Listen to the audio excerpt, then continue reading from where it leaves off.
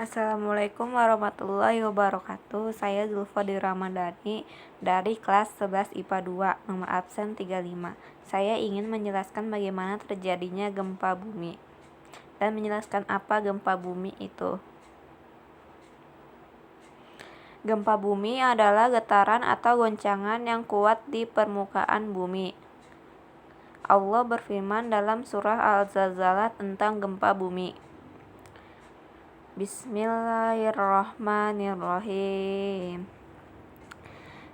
Iza zulzilatil ardu zilzalaha wa akhrajatil ardu asqalaha.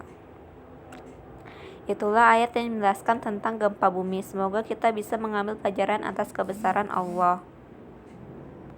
Sepanjang sejarah, gempa bumi terbesar yang pernah terjadi adalah gempa di Chili pada tahun 1960 dengan kekuatan gempa sebesar 9,5 skala Richter.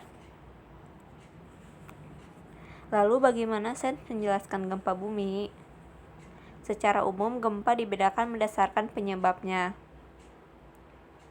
Tektonik, vulkanik, meteor. Kali ini saya akan menjelaskan tentang gempa tektonik. Gempa tektonik adalah gempa yang terjadi akibat adanya pergerakan lempeng di dalam bumi. Pergerakan lempeng yaitu ada beberapa macam. Ada divergensi. Divergen merupakan proses pergerakan lempeng yang saling menjauh akibat adanya tekanan magma dari dalam bumi. Konvergensi adalah proses pergerakan lempeng yang saling mendekat akibat tekanan magma dari dalam bumi.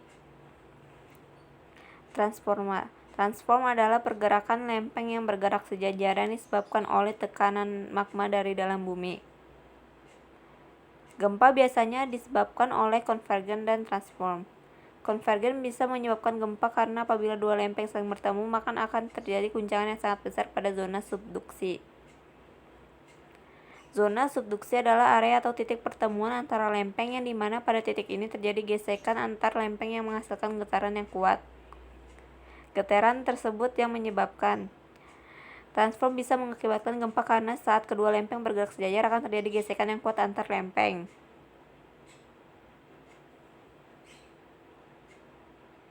Gesekan tersebut akan merubah ke permukaan bumi dan terjadilah gempa bumi. Gempa bumi dapat menimbulkan gejala dan dampak serius bagi kehidupan. Apabila gempa terjadi di dasar laut, maka hal tersebut bisa menyebabkan terjadinya tsunami. Selain itu, gempa bumi juga menyebabkan kerusakan di bumi seperti bangunan yang runtuh, jalan yang rusak, bahkan sampai menimbulkan korban. Sekian dari saya. Saya akan memberikan beberapa tips untuk menjaga diri apabila sewaktu itu terjadi gempa bumi. Apabila kita berada dalam ruangan tertutup,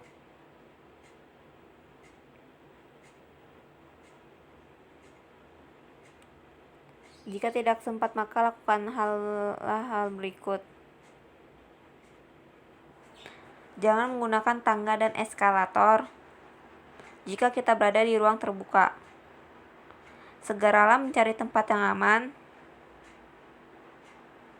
Jika kita sedang mengendarai mobil, segera keluar dan cari tempat yang aman. Itulah tadi penjelasan tentang proses terjadinya gempa bumi. Sekarang teman-teman sudah tahu kan apa itu gempa bumi dan bagaimana prosesnya? Sekian dari saya. Wassalamualaikum warahmatullahi wabarakatuh.